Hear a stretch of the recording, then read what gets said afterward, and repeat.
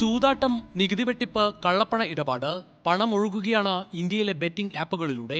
ഒരു വർഷം ഇന്ത്യയിൽ 27,000 കോടി രൂപയുടെ നികുതി വെട്ടിപ്പ് കണ്ടെത്തിയ പശ്ചാത്തലത്തിലാണ് ഇ ഡി അന്വേഷണം ബോളിവുഡിലേക്കും ക്രിക്കറ്റ് താരങ്ങളിലേക്കും വ്യാപിപ്പിച്ചത്. ഹർഭജൻ സിംഗ്, യുവരാജ് സിംഗ്, സുരേഷ് റൈന, സോനു സൂദ്, ഉർവശി റൌട്ടാല എന്നിവരെയാണ് പ്രാഥമികമായി ചോദ്യം ചെയ്തത്. നിലവിൽ താരങ്ങൾക്കെതിരെ കേസ് രജിസ്റ്റർ ചെയ്തിട്ടില്ല. നിരവധി താരങ്ങൾ നിരോധിത ബെറ്റിംഗ് ആപ്പുകളുടെ ഭാഗമായിട്ടുണ്ടെന്നാണ് ഇ ഡിയുടെ കണ്ടെത്തൽ. എല്ലാവരെയും അന്വേഷണ പരിധിയിൽ കൊണ്ടുവരാനാണ് നീക്കം. വരും ദിവസങ്ങളിൽ കൂടുതൽ താരങ്ങൾക്ക് നോട്ടീസ് നൽകാനാണ് ഇ ഡി തീരുമാനം. എന്നാൽ ചോദ്യം ചെയ്യൽ സംബന്ധിച്ച വാർത്തകളോട് പ്രതികരിക്കാൻ താരങ്ങൾ തയ്യാറായിട്ടില്ല. 1xBet, ഫെയർ പ്ലേ, ലോട്ടസ് 365, പാരിമാച്ച് തുടങ്ങിയ ബെറ്റിംഗ് ആപ്പുകളാണ് ഇ ഡി നിരീക്ഷണത്തിൽ ഉള്ളത്. 22 കോടി ഇന്ത്യക്കാർ ബെറ്റിംഗ് ആപ്പുകൾ ഉപയോഗിക്കുന്നുണ്ടെന്നും ഇതിൽ 11 കോടിയോളം ആളുകൾ സ്ഥിരം ഇടപാടുകാരാണെന്നുമാണ് കണക്ക്. ഇന്ത്യയിൽ 10,000 കോടി ഡോളറിന്റെ ബിസിനസ്സാണ് ഓൺലൈൻ ബെറ്റിംഗിലൂടെ നടക്കുന്നതെന്നാണ് ഇ ഡിയുടെ കണ്ടെത്തൽ. വർഷം തോറും 30% വളർച്ചയാണ് ബെറ്റിംഗ് ബിസിനസ്സിലുള്ളത്.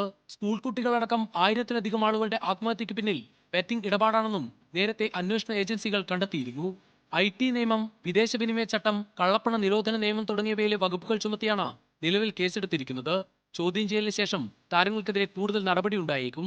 ആപ്പുകളുടെ പരസ്യങ്ങൾ നൽകിയ ചില മാധ്യമ സ്ഥാപനങ്ങളും ഇ ഡി നിരീക്ഷണത്തിലാണ്. News desk, news Malayalam.